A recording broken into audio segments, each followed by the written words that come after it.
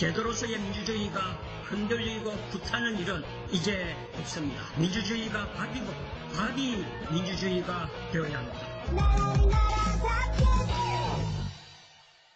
예, 이 시간에는 이재명 도지사 이야기를 하겠습니다.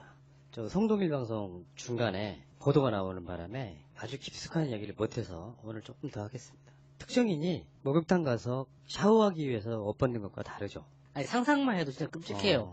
최소 1,300만 명에서 한 3천만 명 정도 되는 사람들이 나의 주요 부위에 대해서 상상하고 있다는 것 자체가 정말 상상이 안 됩니다. 그러니까 그런 부담감, 치욕감 이런 거에 대해서 어떻게 그런 기회가 있겠습니까? 그런데 이게 사실은 김부선 씨가 이야기한 스모킹 건이 아니라 오히려 이재명 지사에게 스모킹 건이 된 셈이 되었잖아요.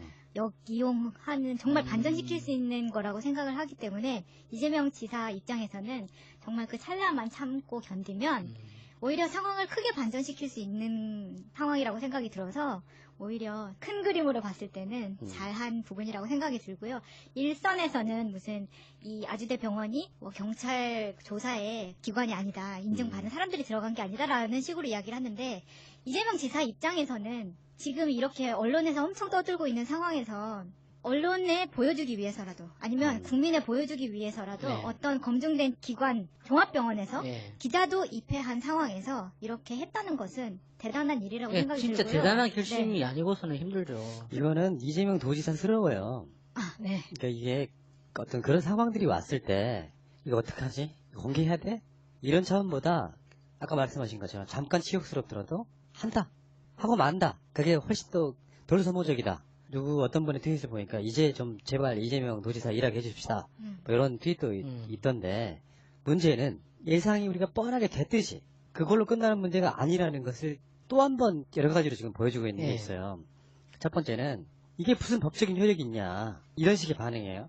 근데 이것은 법적인 효력 때문에 하는 게 아니에요. 법적인 건 법적인 거고 국민들에게 난 김부선 씨와의 관계에 있어서 김부선 씨가 거짓말하고 있다는 걸 그냥 법적인 효력을 떠나서 인정한 거예요.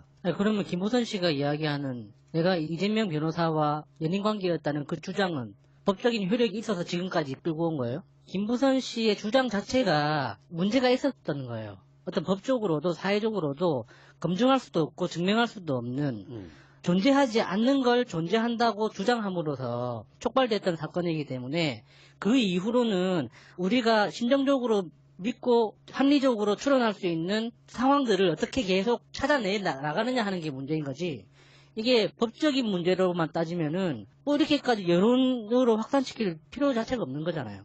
그런 면에서 이제 이재명 도지사의 어쩔 수 없는 선택이지만 나름 엄청나게 고독한 결단에 대한 어떤 책시안들이 정말 많더라고요. 왜냐하면 도지사 개인의 그런 문제로 자꾸 도정에 있어서 뭐랄까 발목 잡힌다 그럴까요? 그게 좀 해소가 되는 측면이 분명히 있고요.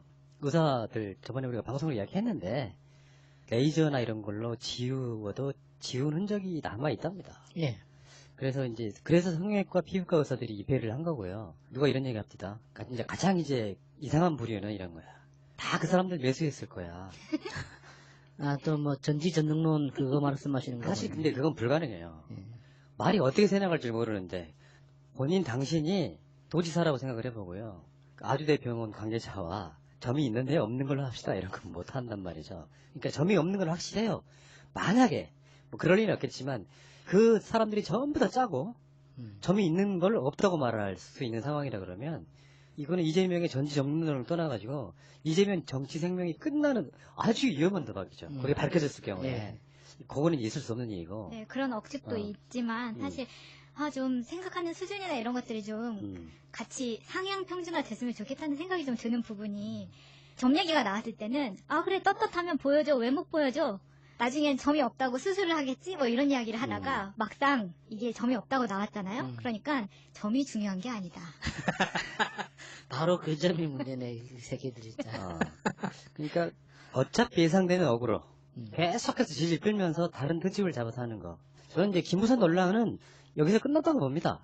사실 지금까지 한 말이 김부선 씨가 나중에 최종적으로 또 말을 바꿔서 한 말들이 사실이라고 해도 점은 스스로가 갖고 있는 스모킹건을 완전히 상대방한테 주도권을 쥐어주는 아주 악수 중에 하나였던 거죠. 그러니까 아직까지 그 녹취록이 공개된 이후에 홍지영 씨도 그렇고 김부선 씨도 그렇고 아무런 대응이 없잖아요. 특히 김부선 씨가 이렇게 오랫동안 침묵하고 있는 건 정말 오랜만에 보죠. 그러니까 이 사실은 당연히 알고 있을 거 아니에요, 본인은. 근데 이걸 주도하는 건 강용석이야. 전에 말씀드린 것처럼 그 녹취록 일부 2분짜리가 유출된 것도 나는 강용석 지시라고 봅니다. 본인이 직접 했건 안 했건 강용석의 의사가 반영됐다고 보고, 그렇지 않겠어요? 변호인으로 선임이 됐는데, 문제는 강용석 쪽의 반응인데, 진짜 강용석은 박주신 씨, 박원순 시장의 아들 병역 문제, 그 문제에 있어서도 또 검증하고 또 뭐 검증하라, 그것도 가짜였다고 했던 거와 똑같은 방식으로 지금 이재명 시장이 하는 건 쇼다. 그리고 또 그런 얘기 됐죠. 김부선 씨의 농담이었다. 그런 식으로 지금 사건이 흘러가고 있어서 이재명 도지사 입장에서도 이게 법적인 문제 때문에 직접 검증을 받은 게 아니고 여론이 봤을 때 최소한 다른 건 몰라도 김부선 문제만큼은 거짓말이구나. 김부선이 확실한 거짓말이구나. 실제 검증으로 그 부분은 일단락됐다고 봐요. 이 사건의 출발이 뭔데? 선거법 위반인데요. 경기도지사 선거를 나갔는데 김용환이 묻죠. 김부선 씨 여배우와 관계가 진짜 없느냐? 없다. 그래서 선거 토론회에서 거짓말한 문제가 선거법 위반이라는 거예요. 이렇게 얽힌 거야. 그러다 보니까 이재명 캠프 측에서도 김부선 씨를 허위사실 유포 등의 혐의로 또 고발한 게 건이 있고 막 그러다 보니까 이게 문제가 된 거지. 김부선 씨가 그런 식으로 도발하지 않았다면 사실은 김용환이나 등등에 의해서 좀 이용당한 측면이 분명히 없지 않아 있지만 어쨌건 자기 스스로가 특정 부위에 점이 있다는 걸 내놓음으로써 오히려 상대방이 그 사건을 해결할 수 있게 도와줘버린 이런 상황이죠. 이게 김부선 씨의 지금까지 행동 패턴이 거짓말의 전형적인 어떤 특징들을 보여주고 있는 거잖아요. 처음에 막연한 어떤 거짓말을 하나 했다가 그 거짓말을 증명하기 위한 다른 거짓말들을 쭉쭉 이야기를 하다 보면 그 내용 하나하나가 굉장히 자세하거나 누군가 상상할 수 있는 구체적인 정황이나 사물로 이제 옮겨갈 수밖에 없는 거잖아요. 그러니까 이게 이제 극단으로 가다가 여기까지 오게 된 거죠. 점에 대해서 김부선 씨가 언급했던 그 말 자체가 다른 인터뷰에서 뭐 법정에서 진술을 했던 그 내용으로도 자기는 딸을 낳은 이후로 30년 동안 남자 몸을 한 번도 본 적이 없다고 이야기했던 거하고 완전히 배치되는 거잖아요. 강용석은 내가 좀 전에 했던 말을 본인이 똑같이 얘기하고 있어요. 이 지사가 박원순 시장이 했던 것과 똑같이 생쇼를 하려나 보다. 한 번은 당했지만 두 번은 당하지 않는다. 그러니까 박주신 씨에 대한 어그로를 계속 끌어왔던 거는 강용석이죠. 네, 자신이죠. 하기야 박원순 시장도 객관성을 담보해서 검증을 다시 했던 거잖아요. 근데 거기에서도 이상이 발견 안 되면서 결국은 이제 강용석이 굉장히 어려운 상황이 됐는데 설마 지금 민주주의에 계시는 분들이 강용석의 이 말을 믿을까 하는데 아니더라고. 우리가 박주신 씨랑 박원순 시장에 관련해서는 한 목소리로 박원순 시장이 맞다를 이야기했었잖아요. 지금은 그때 박원순 시장을 공격했던 강용석을 편드는 분들이 트위터에 가면 꽤 있습니다. 머리에 뭐가 들었는지는 모르겠지만 지금 강용석 변호사의 상황 자체가 지금 이렇게 발악을 하는 발버둥 치는 것 자체가 좀 애잔하죠. 지금 도도맘 사건 관련해서 공문서 사무소 위조 때문에 실형 선고를 앞두고 있는데 징역 가는 거는 뭐 어떻게 집행유예가 되든 어떻게든 문제가 안 될 수도 있지만 변호사 자격이 박탈될 위기에 처해 있단 말이에요. 그러니까 지금 자기가 변호사로서의 사회적 이미지를 최대한 지금 지키고 보호하려고 애쓰는 방법으로서 김부선 씨를 선택해서 활용하고 있다고 밖에 보이질 않아요. 그게 뭐 사회적인 효용이 있는 것도 아니고 진실을 밝혔을 때 누구한테 도움이 되냐고요. 정말 100만 분의 1 하나 1000만 분의 1이라도 그런 연인의 감정을 1초라도 느꼈다고 밝혀졌다고 쳐. 그래서 그게 누구한테 이익이 되냐고요. 김부선 씨한테 뭐 경제적인 이익이 됩니까? 사회적인 이익이 됩니까? 경기도민들한테 도움이 됩니까? 그걸 보고 있는 언론 소비자들인 우리 국민들한테 도움이 돼요? 강용석 씨 외에는 도움되는 게 아무것도 없는 사건이에요. 맞아요. 강용석이 지던 이기건 이슈 중심에 다시 들어왔다는 거. 그 자체가 돈이 된다는 거. 또 김부선 씨도 소송 관련해서 모금을 하게 되는 이 관점으로 보기 때문에 사실은 김부선 씨가 강용석 변호사를 선임한 순간 끝났어요. 사실은. 어떤 게 진실 여부를 떠나서 강용석이 갖는 그 폐악성, 이 폐악성을 이용해 먹으려고 한다면 우리가 민주진영으로서 그걸 어떻게 기다려요? 그걸 어떻게 참아요? 근데 지금 이재명 도지사가 확실하게 끝맺음을 해줬다고 봅니다. 이 부분은 본인이 갖는 치욕감과는 다르게 예. 강용석에 대해서 전우영 교수 있죠. 한참 트위터 안 하시다가 다시 돌아오신 그분. 강용석은 자기가 근거 없는 허위 폭로로 박 시장을 괴롭혀 놓고 되레 당했다고 생각한다. 자기가 가해자이면서 피해자라고 생각하는 건 양심 없는 기득권 세력의 통시대적 보편적인 습성이다. 자한당 무리가 한국 사회의 도덕 일반에 미친 파괴적 영향은 그 무엇과도 비교할 수 없다. 고 했던 이유가 바로 이거다. 그러니까 김부선의 이상한 점, 강용석의 이상한 점, 이거는 저는 클리어 됐다고 봐요. 거기다가 어떤 음모론을 집어넣어도 이건 해결이 안 될 겁니다. 음모론이라고 해봤자 그 이재명 지사의 신적인 권능이 점점 커진다는 전제가 없이는 불가능해지는 거죠. 강모 변호사께서 잔머리 굴려서 여론을 되돌려 보려고 녹취 파일 일부를 세상에 흘렸던 것과 그 잔머리가 결국은 자기들한테 부메랑으로 돌아왔다. 나머지 이재명 도지사랑 관련된 뭐 소송이 이런 것들은 강용석이 맞는 게 아니잖아요. 예. 그러니까 또 김부선, 강용석 이 듀엣에 굉장히 약간 더맨더머 같은 행위. 저는 그렇게 봅니다. 알겠고요. 자, 해경공 김씨 논란. 여기에서 지금 이재명 도지사 성남시장 시절에 전 기사가 조사받고 돌아갔다. 뭐 이런 보도들이 나오는데 이 부분은 이제 핵심이 이렇게 되게 보여요. 핵심을 좀 좁히자면은 이정열 판사, 그러니까 이정열 변호사의 주장은 이 아이디를 이재명 시장 등이 여러 명이 썼을 것이다라고 이야기하는 부분. 그 이동영 작가와의 그 YTN 라디오 인터뷰. 예. 그게 이제 논란이 여지적으로 남아있는 것 같습니다. 그러니까 김부선 클리어. 그 다음에 해경군 김씨 관련 논란은 애초에 우리가 정확히 알아야 될 게 있어요. 이건 이재명 당시 후보의 부인인 김혜경 씨의 아이디가 분명하다. 그러니까 그 이름 약자가 비슷해 보인다는 이유 하나만으로 촉발된 의혹이잖아요. 그래서 어떻게 같은 당에 있는 다른 후보를 후보의 부인이 그렇게 문재인 후보든 또 돌아가신 노무현 대통령이든 모욕할 수 있느냐, 이게 핵심이었거든요. 근데 현재 나오는 걸로 보면 김혜경 여사가 쓰는 아이디는 아니다라는 게 거의 확실시되고 있어요. 지금 뭐 운전 기사는 아니냐, 나는 그걸 쓴 적이 있다 없다 말이 계속 바뀌어서 예. 그 부분은 좀 약간 다른 것 같지만 어쨌든 간에 이것도 사실 법적으로는 별 문제가 없습니다. 왜냐하면은 이거 도덕적인 문제에 가까웠어요. 김혜경 씨가 어떻게 그런 글을 쓸 수 있느냐가 저들의 고객 포인트였으니까. 그리고 그 계정에 썼다는 여러 가지 글들 중에 이제 발제되는 것들 있죠. 그 이쪽 진영, 또 대통령이나 문 대통령 이분들을 향한 비난 같은 거 썼던 거는 진짜 죽이고 싶지만 논점은 그게 아니잖아요. 김혜경 씨 거냐 아니냐가 첫 번째 논점이라. 그렇죠. 그건 아닌 것처럼 보여.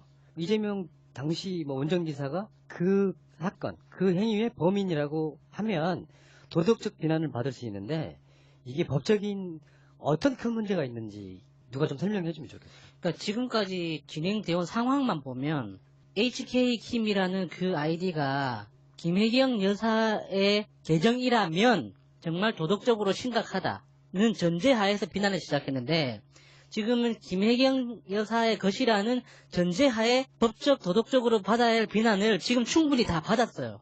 그 과정에서 선거를 지나오고 지금까지 이재명 지사를 인격적으로 모독하고 명예훼손할 수 있는 모든 수단과 방법을 가리지 않고 지금까지 그렇게 비난을 해왔는데 그 전제가 지금 틀어지게 돼 있잖아요. HK킴이 김혜경 여사의 계정이 아니다라는 가능성 쪽으로 기우니까 이제 그러면은 그 측근일 것이다. 그러면 측근이라면 문제가 없느냐 이런 식으로 이렇게 포커스를 옮겨가고 있는데 그 중간에 전제를 사실처럼 만들어 놓고 충분히 비난한 다음에 다른 비난을 하기 위해서 지금 초점을 옮겨간 거죠. 법적으로 사실관계가 어떻게 되느냐는 지금 상관이 없는 거예요. 이 논란이 커진 데에는 중간에 합성된 이야기도 되게 많아요. 마치 맞아요. 그게 김혜경 여사의 예. 계정인 것처럼 뭐 전화번호라든지 이메일이라든지 그 악의적으로 합성한 짤들도 있습니다. 그런데 전화번호 같은 경우에는 거기에 대리점 아저씨가 하시는 말이 요즘 고등학생들은 일주일에 한 번씩 전화번호 바꿔요. 이렇게 이야기하시는 거예요. 그래서 저보고 바꾸고 싶으면 언제든지 와서 바꾸어도 된다. 이렇게 얘기를 하시더라고요. 그런 것만 봐도 내가 만약에 정말 정우성이 너무 좋아가지고 정우성 씨 전화번호를 알아냈으면 뒷번호를 똑같이 바꿨어. 그래서 트위터를 개설을 하고 했는데 이게 너무 바보 같은 게 내가 정말로 노 대통령에 대해서 막 그렇게 폐륜적인 트윗을 하고 그럴 것 같으면 저는 제 계정을 LGK 김이라고 그대로 놔주지 않을 거예요. 그러니 바보 같은 짓이죠, 사실은. 그렇죠. 트위터 같은 경우에는 특히나 아이디도 내 맘대로 바꿀 수가 있는데 그렇죠. 언제든지 예, 예. 그걸 그대로 놔둔 상태에서 또 이름은 이보연이라고 해. 그런 거 자체가 맞지가 않는데 이게 마치 이 한 사람을 공격하기 위해서 만들어냈던 모든 이 합성과 소설과 뇌피셜과 이런 것들이 다 만들어져서 해경궁 김씨라는 네이밍까지 해가면서 한 사람을 완전히 폐륜적으로 만들어놨어요. 그러면은 그걸 몰아간 사람들은 이렇게까지 아닌 걸로 드러나면은 최소한 사과는 해야죠. 예. 지금까지 김혜경 여사가 공식적으로 아니란 이야기를 하나도 하지 않으면서 얼마나 참았다는 예, 이야기예요, 예, 이거는. 그런데도 불구하고 이제는 그게 아니니까 뭐 카페직이다, 운전기사다, 그게 그거 아니냐 이런 식으로 나가는 건 아니죠. 그러니까 곤충들의 주장을 쭉 들어보면 이게 통칭해서 곤충 아닙니까? 예. 곤충들의 주장을 들어보면 기본적으로 이재명 지사와 김혜경 여사의 지능이나 지적 수준을 너무 극단적으로 이쪽은 완전히 바보일 것이라고 가정하고 다른 쪽면에서는 천재를 넘어서 신적인 수준일 것이라고 가정해서 맞아요. 모든 스토리를 막 복잡하게 이겨내는 거예요. 그러니까 이정열 변호사는 이제 이게 이재명 시장이 직접 썼을 가능성 이런 걸 언급하고 사실 그게 맞다라고 주장하는 것 같은데 이동영 작가와의 그 인터뷰를 보면 이제 트위터에서는 이동영 작가를 씹고 맛보고 즐기고 돌리고 저리 돌리고 근데 그 부분에서 가장 핵심 포인트 중에 하나가 내가 맡겨놓은 돈 정보통신법 네. 그게 그 다른 팟캐스트 변호에 관련된 부분이죠. 네. 이 건과는 상관도 없는 건이죠. 그러니까 고소자가 있고 피고소된 자가 있고 그걸 변호하는 상황인데 인터뷰에서 그런 이야기를 꺼내는 건 좀 그렇다. 난 이정열 변호사 진짜 좋아해요.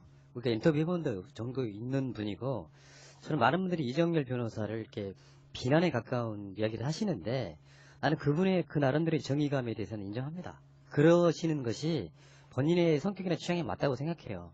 다만 이런 부분이 있어요. 박근혜 이명박 시절에 각하새끼 짬뽕 등 해서 굉장히 열광했던 법조인이잖아요. 예. 어느 날 특정 진영에 서서 다른 사람들한테 아픔 주시는 것도 좀 그렇다. 제가 우리 황진미 평론가한테 했던 얘기 좀 비슷한 얘기인데 다 같이 누군가를 지지해 왔는데 어느 날 갑자기 난 문재인이 싫어. 이렇게 말하면 지금까지 지지해 왔던 사람 뭐가 됐냐고. 그런 얘기를 한번 해보고 싶기도 하고요. 강영석 변호사가 김정숙 여사가 이제 프랑스 가가지고요. 그 샤넬의 한글 자켓 이거 있잖아요. 네. 예. 거기에 이 사람 전략이 확실히 없어. 약간 떨어져. 대학은 어떻게 좋은 데 나왔으면서 어태가 참 안 나시네요. 안습입니다. 그러면은 지금 김부선을 밀었던 소위 문파라고 하는 사람들 입장에서는 이거 어떻게 해야 되니? 전략도 없어 이제는. 그런 식의 발언이 본인에게 도움도 안 될 뿐더러 오히려 이쪽 진영의 사람들이 김정숙 여사를 싫어하는 사람이 없잖아요. 왜냐하면 그 인품이라던가 이런 것들을 다 봤을 때. 그리고 이 자켓 이야기는 저는 처음에 이 자켓이 되게 특이하고 예쁘다. 왜냐면 자세히 보면은 거기에 마드모아젤 뭐 이렇게 한글로 막 써져 있는 거를 일부러 입으신 거라고 기사에서 봤어요. 그게 루브르 박물관 갔을 텐데 그 자켓은 근데 2016년에 칼라 거펠트가 우리나라에서 샤넬 쇼를 한 적이 있어요. 예. 그래서 우리나라에 맞춰서 그 한글 자켓을 하나 만들었던 거였거든요. 그래서 그 샤넬 자켓을 김정숙 여사가 산 것도 아닙니다. 그날 그 국빈 방문에 맞춰서 샤넬의 자켓을 입어준 거죠, 사실. 그렇게 간 건데 그걸 그런 식으로 뭐 어울리니 안 어울리니 그런 이야기를 하는 것 자체가 말하는 사람의 수준을 볼 수 있는 것밖에 안 되는 거죠. 예, 알겠습니다. 자, 어쨌든 하나씩 지워져 가네요. 제가 마지막으로 드리고 싶은 말씀은 악마화를 하면 악마가 되지 않을 사람은 없다.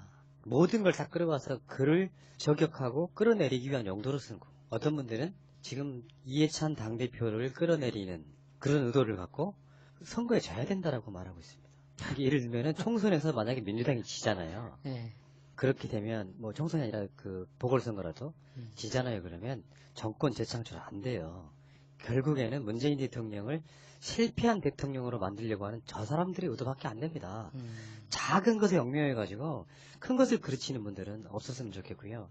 이재명 시장도 지금 어떤 방송에 나왔어도 내가 싸가지가 없었다 대선 때 처절하게 반성하고 있다고 생각이 들고요. 그런 것들이 오히려 이재명 시장의 손과 발을 묶을 겁니다.